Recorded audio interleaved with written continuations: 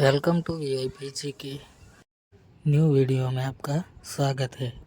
एक क्रिकेट में कितने खिलाड़ी होते हैं? ए 11, बी 10, सी 9 या डी 12? उत्तर 11। दो पोलो में कितने खिलाड़ी होते हैं? ए 5, बी 6, सी 7, डी 4? उत्तर डी 4। तीन हॉकी में कितने खिलाड़ी होते हैं? ए 11, बी 10, सी 9 या डी 12? उत्तर ए 11। चार वॉलीबॉल में कितने खिलाड़ी होते हैं?